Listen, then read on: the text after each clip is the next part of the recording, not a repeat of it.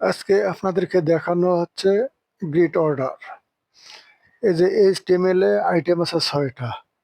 তো এখানে আউটপুটটা ডান পাশে যে ১ নম্বর আইটেমটা এই যে এইখানে থাকার কথা ছিল, সে জায়গায় আছে ৬। ২ নম্বর আইটেম থাকার কথা ছিল ৬ এর জায়গায়, সেটা গিয়েছে এইখানে। ৩ নম্বর আইটেমটা থাকার কথা ছিল এই যে এইখানে, সে জায়গায় আসছে ৫। তো এটা HTML এ থাকবে একরকম, আপনি স্টাইল শিটে যা অর্ডার পরিবর্তন করে দিতে পারেন। তা আপনাদেরকে আজকে এই মেথডটা দেখানো হবে, কিভাবে আপনি আইটেম পজিশনগুলো চেঞ্জ করে দিবেন। HTML এর এগুলো হচ্ছে কমন কোড। তো একটা ডিপ নেই, ক্লাসের নাম দেই কন্টেইনার। তো মেইন ডিপটা হচ্ছে কন্টেইনার, এটার আন্ডারে কয়েকটা ডিপ নেই। ক্লাসের নাম দেই item1, আইটেম দেই ১, তারপরে এটাকে ক্লোজ করি। এখন এটাকে কয়েকবার কপি করি। ২ নম্বর ডিপটাতে লিখি 2, মানে ২ নম্বর আইটেম এটা। আর ক্লাসের নাম দেই item2। তারপরে ৩ নম্বর আইটেম, ক্লাসের নাম করে দেই item3। এখানে থাকবে ৪ নম্বর আইটেম, ক্লাসের নাম করে দেই item4। এখানে item5, ক্লাসের নাম দেই 5। তারপরে এখানে দেই item6, ক্লাসের নাম দেই item6। Box sizing, border box. Class কন্টেইনারটাকে কল করি। ডিসপ্লে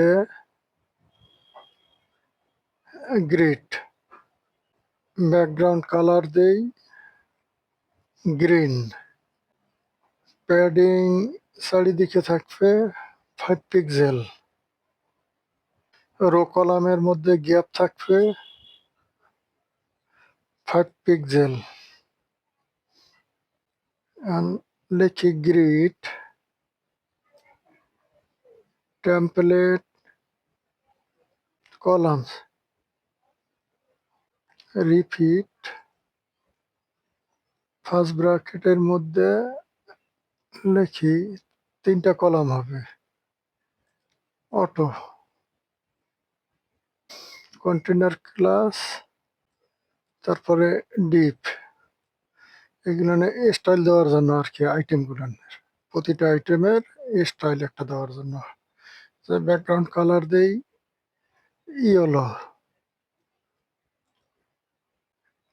প্যাডিং যে 30 পিক্সেল দেই। ফন্ট সাইজটা একটু বড় করি, এটাও 30 পিক্সেল দেই। টেক্সট গুলো মাঝখানে থাকবে, টেক্সট অ্যালাইন, সেন্টার করি। তো এখন একটু ব্রাউজার রিফ্রেশ করি, দেখি এই অবস্থায় কি হয়েছে। এই যে ৬টা আইটেম ছিল, এটা হলে ১ নম্বর আইটেম, তার ২, ৩, ৪, ৫, ৬ এই পর্যায়ক্রমে তারা ধারাবাহিকভাবে বসছে। এখন অর্ডার দিয়ে এগুলো চেঞ্জ করা। HTML এ এই যে সিরিয়ালি আছে, এটাকে আপনি এখানে চেঞ্জ না করে স্টাইল শিটে যে এটা চেঞ্জ করা হবে। গ্রিড আইটেমসগুলো স্টাইল শিটে যে স্টাইল সংযোজন করে চেঞ্জ করা হবে। তো এখানে ক্লাস item1 নেই।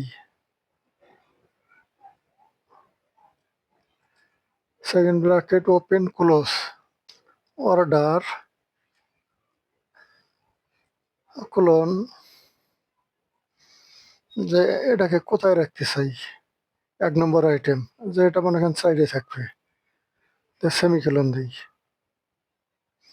যেহেতু ৬টা আইটেম, কপি করি। ৬ বার কপি হয়েছে item2, এটাকে কোথায় রাখতে চাই। এই পজিশনটা চেঞ্জ, মনে করেন এটা 3 থাকবে, 3-এ থাকবে। item3 এটা কই থাকবে, যে এটা মনে করেন 6 থাকবে। তারপর আইটেম 4 এটা থাকবে 1 দিলাম কইরা। আইটেম 5 এটা কই থাকবে? মনে করেন 2 কইরা দিলাম।